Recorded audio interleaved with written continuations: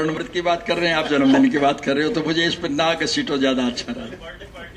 मैं उनके जन्मदिन की उनको बधाई अभी जाते ही जरूर दूंगा और प्रभु से कामना करूंगा उनकी उम्र लंबी हो, लेकिन हरियाणा की हुकूमत उनके पास ना हो, वरना हरियाणा बर्बाद हो जाएगा।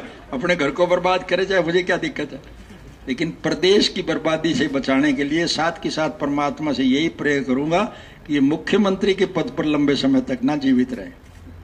सर एक सवाल और है थोड़ा सा, आप उल्टे उल्टे बखेड़े पड़ जाओगे ना। मेरा भी टाइम हो गया, मुझे 11:30 बजे मीटिंग अटेंड करना जी। सरकार माइनॉरिटी में उसके मुताबिक ये अधिकार प्रादेशिक सरकारों को दिया गया, और अगर हमारी सरकार हरियाणा प्रदेश में बनेगी तो हम इस एक्ट को किसी कीमत पर भी लागू नहीं होने देंगे। हम हमारे छोटे दुकानदार का नुकसान किसी कीमत पे भी बर्दाश्त नहीं करेंगे। सर कई पार्टी इसका नेशनल लेवल पे विरोध कर रही हैं, आप भी करेंगे? हम इसका नेशनल लेवल पर भी विरोध करेंगे और एक एक मतदाता के पास जाकर के उसे राजनीतिक तौर पर जागरूक करके आगाह करेंगे कि ये राष्ट्र के लिए बहुत घातक है, आर्थिक तौर पर भी और राजनीतिक तौर पर। सर डीजल के दाम फार्मर्स पर सबसे ज्यादा इफेक्ट कर रहे हैं, तो उसके लिए आप क्या कार्यक्रम है आपका सर? डीजल के दाम बढ़ने से सबसे ज्यादा नुकसान तो आम उपभोक्ता को होगा, क्योंकि महंगाई ज्यादा बढ़ेगी, रेल का किराया बढ़ेगा, ट्रकों का भाड़ा बढ़ेगा, खेत के किसान के खेत का उत्पादन का लागत मूल्य बढ़ेगा, कारखाने में बनने वाली चीजों का लागत मूल्य बढ़ेगा।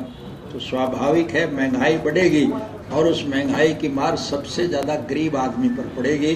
और इसीलिए सरकार की गलत नीतियों का परिणाम है कि आज 40% लोग जो है वो रात को भूखे सोने पर मजबूर हैं।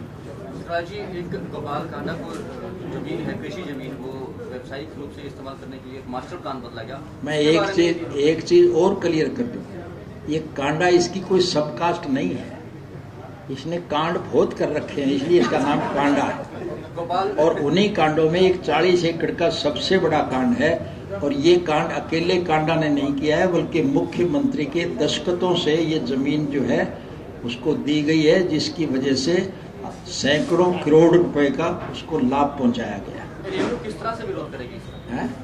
आपकी पार्टी इसका विरोध किस तरह से, क्या कोई डिमांड करते हैं आप? मैंने बहुत स्पष्ट कह दिया कि जब भी हमारी सरकार बनेगी हम सर्वोच्च न्यायालय के फैसले को ध्यान में रख करके वो सारी जमीनें किसानों को वापस लौटाएं। सरकार बनने से पहले भी कोई विरोध करेंगे आप? निरंतर विरोध करते आ रहे हैं। आप तो आज पूछ रहे हो, हम तो जिस दिन इसके खिलाफ चर्चा चला था उसी दिन से लगे हुए हैं। सर मध्यावधि चुनावों के बारे में आपका क्या कहना है? अब तो बहुत बड़े घोटाले हो गए हैं।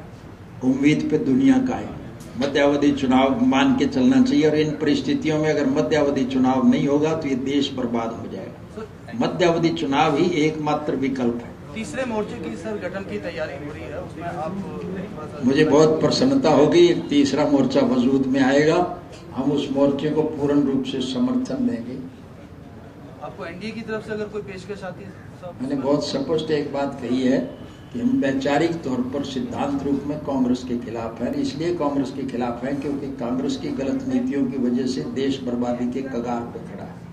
इसलिए कांग्रेस का विरोध करने के लिए कोई भी हमसे समर्थन मांगेगा या कोई हमें समर्थन देगा तो हम उसको सहर्ष स्वीकार करें। सर अगर कांग्रेस पार्टी एफडीआई रिटेल में यहाँ पर लागू कर देती है हरियाणा में, देन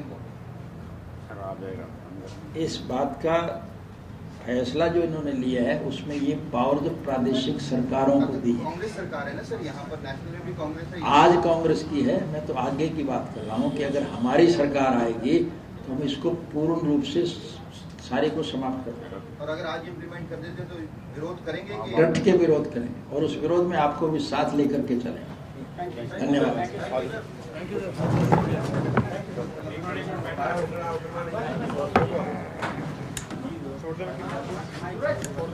Okay.